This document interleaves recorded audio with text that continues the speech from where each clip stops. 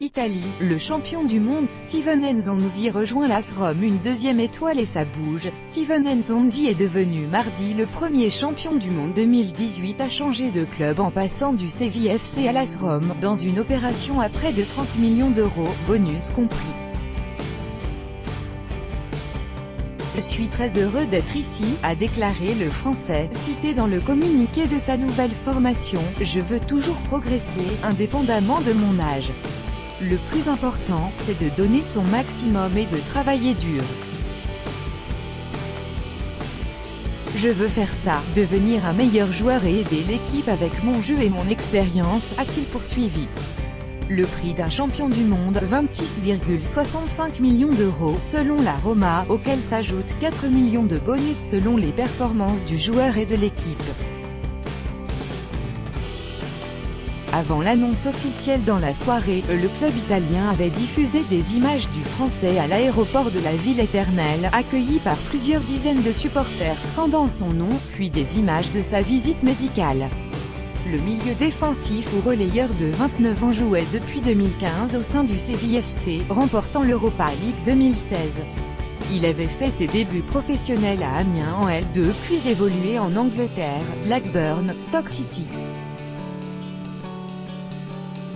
La France du foot avait découvert ce francilien longiligne, 1,96 en novembre 2017, lors de ses toutes premières convocations et apparitions en équipe de France, contre le Pays de Galles et l'Allemagne en matchs amicaux, où il compte désormais 9 sélections. Le sélectionneur Didier Deschamps l'a inclus en mai dans sa liste pour le mondial de 0-1-8, au détriment du Parisien Adrien Rabiot, et Nzonzi a joué 5 matchs dans la compétition en Russie aboutissant au second sacre des Bleus. Il est notamment entré en jeu en finale contre la Croatie, 4-2, en remplacement de N'Golo Kanté. La longueur, avec El Flaco, l'épopée des Bleus a fait entrer « la longueur », comme le surnomme Paul Pogba en raison de sa grande taille, dans une nouvelle dimension, et le joueur est devenu soudain courtisé. Selon France Football, le Paris Saint-Germain se serait renseigné sur lui. De la capitale andalouse à celle de l'Italie, Nzonzi n'a toutefois pas vraiment franchi de cap, puisque les deux clubs boxent peu ou prou dans la même catégorie, celle d'un second rideau derrière les clubs les plus puissants, même si la Roma reste sur une demi-finale de Ligue des Champions la saison dernière après une incroyable remontada face au FC Barcelone en quart, 1-4, 3-0, avec son arrivée, « Nous gagnons en qualité dans le milieu de terrain », a déclaré le directeur sportif de la Roma, Monchi. Steven est un joueur avec des qualités à la fois physiques et techniques.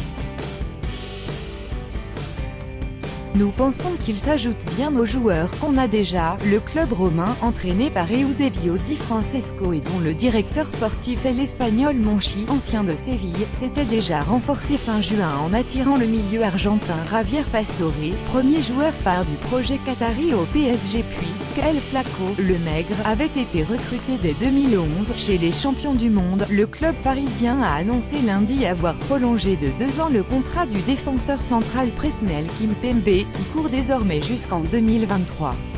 Kanté, lui, s'est vu proposer une solide prolongation par Chelsea, selon des médias britanniques. Pavard, Fekir, Giroud, mais d'autres Bleus de Russie peuvent encore changer d'air. À Barcelone, Ousmane Dembélé semblait sur le départ mais son but aussi sublime que décisif dimanche en Supercoupe d'Espagne contre Séville, 2-1, l'a remis en grâce. Dembélé intransférable, titrait même ce mardi le quotidien sportif catalan Sport. Concernant le défenseur Benjamin Pavard, la presse allemande avait révélé dès la mi-juillet un accord entre son club de Stuttgart et le Bayern Munich pour un transfert en 2019. Elle avance désormais que des négociations sont en cours pour que la mutation se fasse dès cet été. D'ailleurs Pavard ne figurait pas sur la photo officielle de Stuttgart pour la nouvelle saison. Le transfert de Nabil Fekir ne s'est pas fait de justesse avec Liverpool juste avant le mondial, et il a désormais 90% de chances de rester à Lyon, selon son président Jean-Michel Aulas. Mais une belle offre pour le milieu offensif pourrait changer la donne. L'avant-centre Olivier Giroud pourrait lui aussi changer de club s'il devait s'orienter vers un rôle de doublure d'Alvaro Morata à Chelsea. Idem pour le gardien Alphonse Areola, direction l'Italie, si Gianluigi Buffon était confirmé comme EM1 à Paris par le nouvel entraîneur Thomas Tuchel.